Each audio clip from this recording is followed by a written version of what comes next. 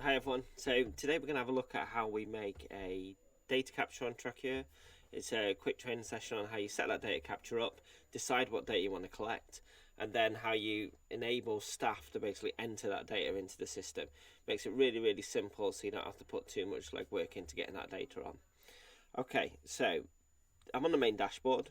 I'm going to go into the data capture section, and from here I click create a new data capture at the top right, and let's just say this is the spring 2023 data, and I'll leave the dates there. You've got the start date and the end date. The end date's kind of like the deadline that people have to fill it in by, so it's worth giving that enough time so that people have got the time to fill it in. I then get to pick the aspect and the score system that goes along with it. So if you don't understand what those mean, it'd be worth watching a video about the aspects and score systems. But generally, the aspect means something that you want to measure, and the score system is how you're going to measure it. So aspect wise, let's say we're going to collect reading age. So these are all made by yourselves as a school. I've just made all of those in my little fake account. The same applies to these score systems. Again, if you want to watch the videos on how to make those, I'd recommend it definitely if you haven't watched them already. So I'm going to put reading age, and we're going to collect in an age, years and months score system.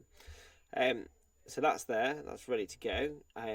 Let's say I'm just going to collect it for year 5, and we can just select the year 5 form group, and that's the data I'm going to collect. So I'm just want to collect year 5 data, reading age for spring 2023. I can select it for multiple years in there. I'm just going to use the year 5 one as an example.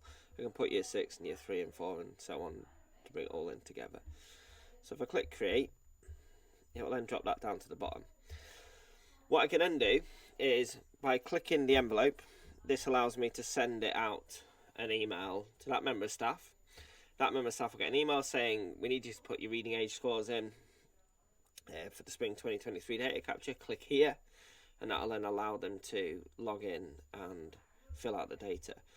So just to show you that, I've actually already logged in as this James user. So I'm just going to switch my window. So here, as you can see at the bottom here, they've now got a notification. It's going to move me down a little bit so you can see that. They've got a notification. It says, the deadline, 14 days time, whether you completed it, and then click view. So I'm going to click view on that. What that therefore then means is that I've now able to complete the results for my class. So this is my class, and I can just go down and just quickly fill those results out. So let's just say this student's 6 years 8 months, and let's have a 7 years 9 months, and so on, and 5 years 6 months, let's say. So I can basically go down and fill it out as I like based on the data that I've collected internally. You could be doing this literally every time you've done a reading assessment with a student. You could just log on and do it. You don't have to do it all in one go. You can come back to it. Let's just say I'm going to leave it there. As you can see, if I go back to the admin user version, all of that data is going to start coming through. So I click on back into that spring data capture, and all that data that I've just put in there is going to come through. And that can be, like I was saying, you can do that over that 2 weeks. You could be doing reading assessments for those 2 weeks, and you can just go on and say, I've just done Isaac's, I've just done Louis, and so on. And that just allows you to build that data up, get it in the system. Or you might want to just do it in one big go. That's entirely up to you. You might have it out on a piece of paper or on an Excel document. You just want to do it all in one go. But it does mean that the teacher can really easily click on that email link, log in, put the data in. As they put the data in, you're then getting that live into the update.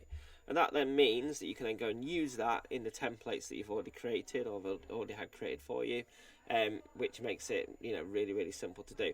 And if you want to look at the email on using the templates, and then even on template creation, so if you want to look at the video on templates or the video on template creation, you can find that on the YouTube channel as well.